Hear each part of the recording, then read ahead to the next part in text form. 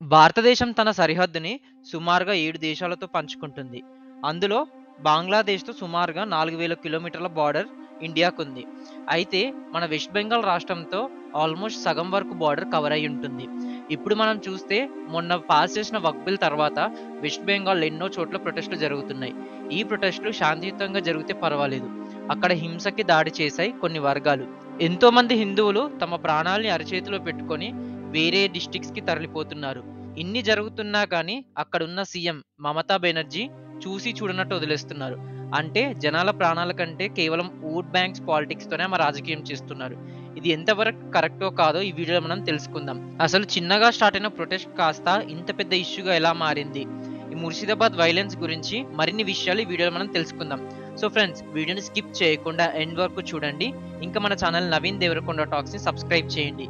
Video నచ్చితే ఒక like కూడా చేయండి. ది వక్ఫ్ అమెండ్మెంట్ బిల్ 2025 దీనిపైన ఆల్రెడీ మన ఛానల్లో ఒక వీడియో చేశాం. మీరు కనుక చూడకపోతే పైన ఐ కార్డ్‌లో డిస్‌ప్లే అవుతుంది. ఒకసారి ఆ వీడియో కూడా చూసేయండి. అయితే వక్ఫ్ బిల్‌లో చేసిన కొన్ని సవరణల తర్వాత ఎన్నో చోట్ల ప్రొటెస్టులు చెలరేగాయి. ఆ ప్రొటెస్టులు ఇప్పటివరకు అయితే శాంతియుతంగానే ఉన్నాయి. మనకి చూస్తే మహారాష్ట్ర, జమ్మూ అండ్ కాశ్మీర్, ఉత్తరప్రదేశ్, ఇంకా అస్సాం ఈ స్టేట్స్‌లో ముస్లిం పాపులేషన్ ఎక్కువే. కానీ అక్కడ ఇంత వైలెంట్‌గా ప్రొటెస్టులు ఎప్పుడూ జరగలేదు. అక్కడ జరిగిన ప్రొటెస్టులన్నీ పీస్‌ఫుల్‌గానే జరిగాయి. కానీ ఒక వెస్ట్ బెంగాల్‌లో మాత్రమే ఇంతలా ఎందుకు ప్రొటెస్టులు అవుతున్నాయి? అక్కడి బీజేపీ ఎమ్మెల్యే సువేందు చెప్పేదాని ప్రకారం అన్‌అఫీషియల్లీ 400 హిందూ ఫ్యామిలీస్ వాళ్ళ ఇళ్లను వదిలి వేరే చోట్లకు వెళ్ళిపోతున్నారంట. అంతేకాకుండా అక్కడున్న టెంపుల్స్, ఇంకా వాళ్ళ ఇళ్లపై దాడి చేయడం మొదలుపెట్టారు. ఇది చూస్తే మనకు 2 నెలల క్రితం బంగ్లాదేశ్‌లో ఇలాంటి ప్రొటెస్ట్‌లే జరిగాయి. అక్కడ కూడా కేవలం హిందూ ఫ్యామిలీస్‌ని టార్గెట్ చేశారు. ఇదిలా ఉంటే అక్కడ అఫీషియల్ టీఎంసీ స్పోక్స్ పర్సన్ అయిన కునాల్ ఘోష్ చెప్పే కథనం వింటే మనం నవ్వక తప్పదు. ఆయన చెప్పేదేంటంటే అక్కడున్న బీఎస్ఎఫ్ పర్సనల్ అంటే బీఎస్ఎఫ్ పోలీస్ వాళ్ళే కావాలని బార్డర్ ఏరియాను ఓపెన్ చేసి కొంతమంది బంగ్లాదేశ్ నేషనలిస్ట్‌ని దేశంలోకి పిలిపించి ఈ అల్లర్లు ఒక పర్టిక్యులర్ పార్టీ చేపిస్తుందని ఆరోపిస్తున్నారు. ఇది ఎంతవరకు నిజమో, ఎంతవరకు అబద్ధమో ఇది కేవలం కాన్స్పిరసీ అని మనకు వింటేనే అర్థమవుతుంది. అయితే అందరూ ముర్షిదాబాద్‌లో ఈ ప్రొటెస్టులు ఏప్రిల్ 11న స్టార్ట్ అయ్యాయి అనుకుంటున్నారు. కానీ కాదు. ఎప్పుడైతే మనకి వక్ఫ్ అమెండ్మెంట్ బిల్ పాస్ అయిందో అంటే ఏప్రిల్ 8న ఆ రోజు నుండే ఈ ముర్షిదాబాద్‌లో ఈ ప్రొటెస్టులు స్టార్ట్ అయ్యాయి. అక్కడున్న పీపుల్ అందరూ నేషనల్ హైవే 12ని బ్లాక్ చేసి వాళ్ళ ప్రొటెస్ట్‌ని చేయడం మొదలుపెట్టారు. ఇంకా పర్టిక్యులర్ ఒక 2 ఏరియాస్‌లో ఈ ప్రొటెస్టులు మిన్నంటాయి. అవే జంగీపూర్ ఇంకా ఉమార్పూర్. అయితే ఈ నేషనల్ హైవేని బ్లాక్ చేయడం వల్ల ట్రాఫిక్ అంతా స్తంభించి ఈవెన్ ట్రాన్స్‌పోర్టేషన్ కూడా చాలా ఇబ్బందయింది. వెస్ట్ బెంగాల్ పోలీసులు వెంటనే రంగంలోకి దిగి అక్కడున్న ప్రజలందరినీ చెల్లాచెదురు చేద్దామని ప్రయత్నించారు. అంటే ఫస్ట్ వాళ్ళకి చెప్పారు. ఈ ప్రొటెస్టులు ఇవన్నీ కాదు, అవి కుదరదని. అయితే అక్కడున్న క్రౌడ్ అందరూ వినకుండా రివర్స్‌లో పోలీస్ పైనే స్టోన్ బెల్టింగ్ చేశారు. ఇంకా అక్కడున్న 2 జీప్‌లను కూడా తగలబెట్టారు. దానివల్ల అక్కడ వైలెన్స్ ఇంకా ఎక్కువైపోయింది. ఇంకా పోలీసులకి ఏం చేయాలో అర్థం కాక వేరే బెటాలియన్‌కి ఇన్ఫార్మ్ చేశారు. అయితే పోలీసులు చెప్పే కథనం ప్రకారం ఆ హైవే పైన ట్రాఫిక్‌ని ఆ రోజు ఈవినింగ్ కల్లా క్లియర్ చేశారు. అక్కడున్న డిస్ట్రిక్ట్ మెజిస్ట్రేట్ సిట్యుయేషన్ అంతా అనలైజ్ చేసి ఫర్దర్‌గా ఏ ప్రొటెస్టులు జరగకుండా ఒక 2 డేస్ అంటే ఏప్రిల్ 11 వరకు అక్కడ ఇంటర్నెట్‌ని షట్ డౌన్ చేశారు. అసలే రాష్ట్రంలో అల్లర్లు చెలరేగుతున్నాయి. ప్రొటెస్టర్లు ప్రొటెస్ట్ చేస్తున్నారు. అయితే దీనికి తోడు వెస్ట్ బెంగాల్ సీఎం మమతా బెనర్జీ అగ్గికి ఆజ్యం పోసినట్టు ప్రవర్తించారు ఏప్రిల్ 11న. ఆమె ఇచ్చిన స్టేట్మెంట్ అక్కడున్న ప్రొటెస్టర్స్‌కి ఇంకా కోపం వచ్చేలా చేసింది.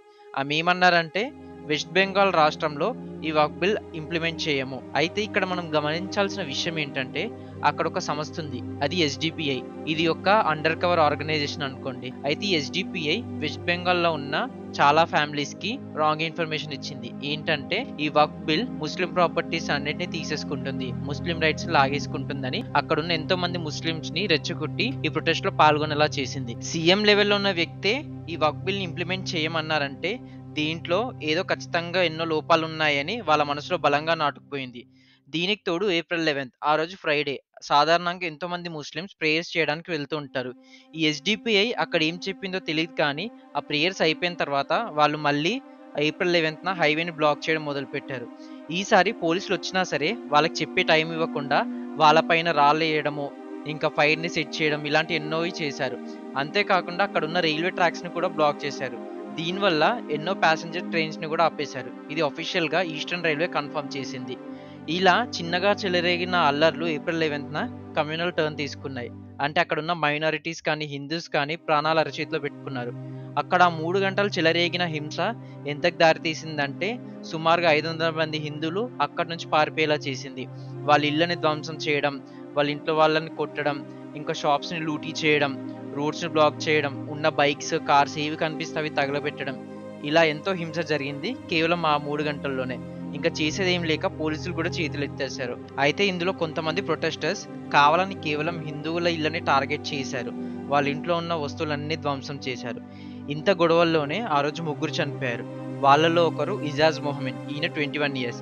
ఇంకో ఇద్దరు హరిదాస్ ఇంకా చందన్ దాస్. ఈ హరిదాస్ ఇంకా చందన్ దాస్ సొంత తండ్రి కొడుకులు. వాళ్ళు చెప్పిన సంఘటన వింటే మన కళ్ళు చెమర్చుతాయి. అయితే పింకీ దాస్ ఎవరంటే ఈ చందన్ దాస్ యొక్క భార్య. ఈమె చెప్పిన కథనం ప్రకారం ఆ రోజు వాళ్ళు 4 సార్లు వాళ్ళ ఇంటిపైన అటాక్ చేయడానికి ప్రయత్నించారంట. వీళ్ళు ఎలాగోలో తప్పించుకొని ఇంట్లో అన్ని డోర్లు వేసుకొని ఉన్నారు. అయితే ఒక వ్యక్తి మాత్రం ఇంటి వెనకాల డోర్ పగలగొట్టి ఇంట్లోకి చొరబడ్డాడంట. ఈ పింకీ దాస్ ఇంకా ఈ చందన్ దాస్, హరిదాస్ ముగ్గురు ఎంతగానో రెసిస్ట్ చేయడానికి ట్రై చేశారు. వాళ్ళు వినకుండా ఇల్లునంతా ధ్వంసం చేసి ఈ చందన్ దాస్ ఇంకా హరిదాస్ని నడి రోడ్డు పైన పొడిచి పొడిచి చంపారంట. ఈ పింకీ దాస్ వాళ్ళ కాళ్ళ మీద పడినా సరే ఆమెను కూడా తన్ని తరిమేసి దగ్గరకు వస్తే నిన్ను కూడా చంపుతామని బెదిరించారంట. ఇదంతా పైనుండి ఆ ఇంట్లో ఉంటున్న బామ ఇంకా ఈ చందన్ దాస్ వాళ్ళ పిల్లలు కళ్ళారా చూశారు. ఈ పింకీ దాస్ చెప్పే కథనం ప్రకారం వాళ్ళు లోకల్ పోలీసులకి ఒక 5-6 సార్లు ప్రయత్నించినా సరే వాళ్ళు అక్కడికి కాపాడడానికి రాలేదంట. ఇంకా ఈ పింకీ దాస్ ఇంటి నుండి వాళ్ళ లోకల్ పోలీస్ స్టేషన్ కూడా చాలా దగ్గరే. అక్కడున్న ఎంతో మంది హిందూ ఫ్యామిలీస్ వాళ్ళ సొంత ఇళ్లను వదిలిపెట్టి సురక్షిత ప్రాంతాలకు వెళ్తున్నారు. ఇవన్నీ గమనించిన కోల్కతా హైకోర్టు అర్జెంట్ హియరింగ్ పెట్టి స్టేట్ పోలీస్తో పాటు BSF ని కూడా రంగంలోకి దింపింది. అక్కడ లా అండ్ ఆర్డర్ని వెంటనే సరిచేయమని చెప్పింది. అయితే BSF ఇంకా స్టేట్ పోలీస్ కలిసి సెక్షన్ 144 విధించారు. అక్కడ ఏప్రిల్ 13th and 14th ఈ 2 days మొత్తం BSF ఇంకా CPF సెంట్రల్ పోలీస్ పర్సనల్ ఫోర్స్తో ముర్షిదాబాద్ మొత్తం నిండిపోయింది. వాళ్ళు లా అండ్ ఆర్డర్ని కంట్రోల్ చేయగలిగారు.